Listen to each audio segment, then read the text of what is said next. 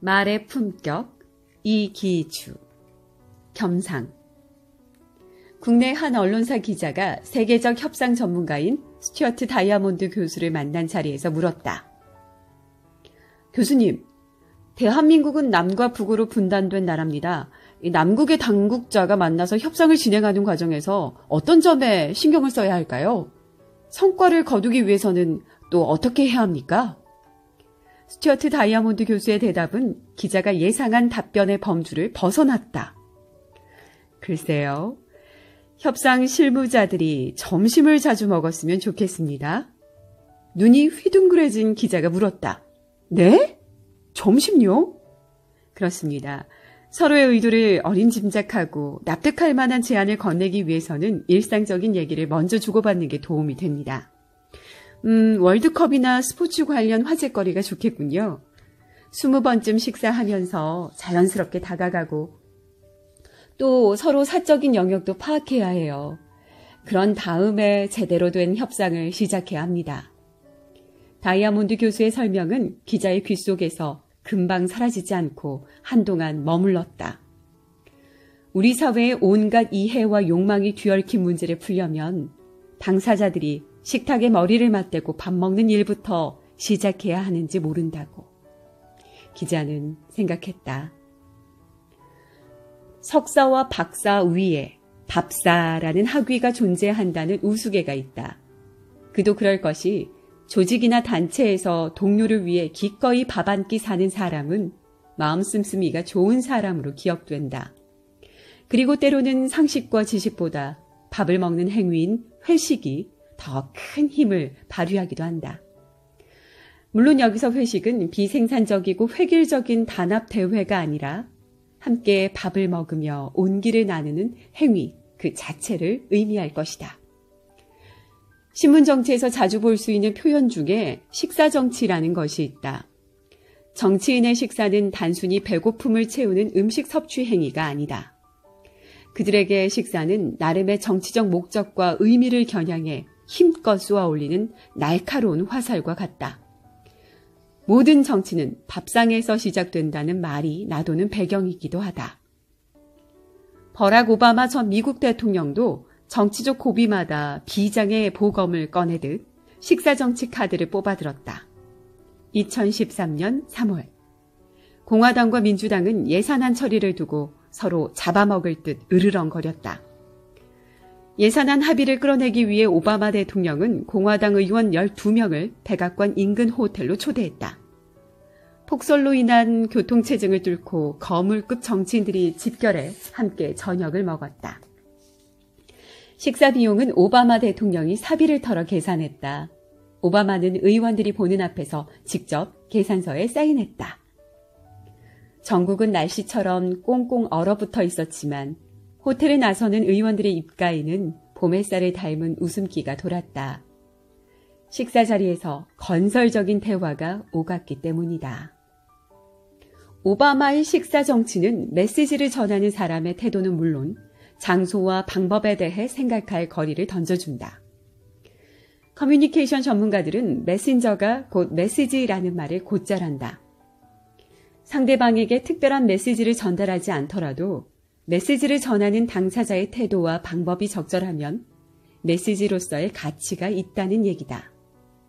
나는 여기서 한 발 더 나아가 메시지 장소가 곧 메시지라고 구현하고 싶다. 메시지와 그것을 전하는 장소는 밥과 밥 공기의 관계와 유사하다. 밥맛을 결정하는 것은 밥을 구성하는 쌀과 물만이 아니다. 어떤 용기에 밥을 담느냐가 중요하다. 빛을 튕겨낼 정도로 반짝반짝 빛나는 스테인리스 그릇에 담느냐, 은은한 백색 바탕에 화려한 꽃무늬가 새겨진 그릇에 담느냐에 따라 밥맛이 달라진다. 그릇도 분명 맛을 낸다. 메시지도 이와 비슷하다. 메시지의 내용 못지않게 그것을 표현하는 공간과 시간적 배경 또한 메시지의 전달력과 설득력을 좌우하는 중요한 요소로 작용한다. 더욱이 동아시아처럼 공동체 구성원끼리 공유하는 배경이 비교적 강한 문화에서는 말하는 사람과 듣는 사람이 동일한 시간과 상황을 함께 하고 있다는 정서적 공감대가 형성되면 그 토양 위에서 대화의 꽃이 쉬 피어난다. 특히 겸상은 관계의 문을 여는 중요한 관문이다. 식탁을 마주하고 반찬을 권하거나 집어 건네면서 우리는 일상의 고단함을 공유하고 상대방의 온기를 느낀다. 그러면서 자연스레 서로에 대한 경계심을 허물어뜨린다. 식사 자리는 공적인 영역과 사적인 영역이 혼재하는 공간이자 시간이다. 인생의 중요한 중대사 상당수가 식탁 위에서 이루어지는 경우가 많다. 결혼을 앞둔 시점에는 한식집에서 상견례를 해야 하고 기업과 개인은 밥 먹는 자리에서 화해를 모색하거나 갈등을 조정한다. 타인과의 공감대를 확보할 수 있는 시간, 복잡한 인간관계의 윤활유 역할을 하는 자리가 바로 식사인 것이다. 버스를 타고 이동하는 길, 앞좌석에서 중년 여성의 카랑카랑한 목소리가 들려왔다. 아들에게 전화를 거는 듯 했다. 아들, 엄마야. 밥은 먹었어? 아니, 아직. 밥도 안 먹고 뭐 했어? 어서 챙겨 먹어? 나는 대중교통을 이용하면서 이런 대화를 엿들으면 그 의미가 너무나 맑고 소중해서 단어와 단어 사이의 여백까지 마음에 오롯이 새기고 싶다. 먹다의 함의가 그리 간단치 않기 때문이다. 우리는 식사 자리에서 무수히 많은 것을 입에 우겨 넣으며 살아간다. 밥만 먹는 게 아니다. 커피도 먹고 술도 먹고 욕도 먹고 어느새 나이도 먹는다. 그러므로 먹다라는 동사와 가장 가까운 말은 살다일 것이며 자식이 밥을 먹었는지 궁금하다는 건 잘 살고 있는지 궁금하다는 의미일 것이다. 우리 부모들이 시도 때도 없이 자식에게 전화를 걸어 밥 먹었냐 하고 물어보는 것도 이런 배경이 작용하는 게 아닐까 싶다.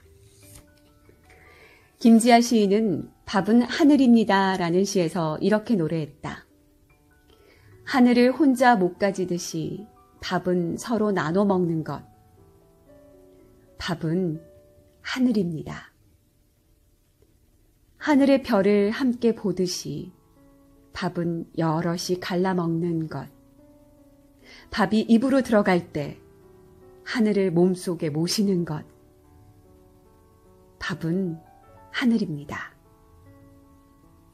언젠가 밥 한번 먹자라는 말을 하며 전화를 끊는 상대가 있다면 당장 전화기를 들어 다시 약속을 잡아보는 건 어떨까? 혹시 아나? 얼굴을 마주하고 반찬을 권하는 순간 세상살이에 지친 고단함이 봄날 눈 녹듯이 사라지고 식사 자리가 단순히 끼니를 채우는 시간이 아니라 마음을 채우는 시간이 될지도 모르는 일이다. 말의 품격 이기주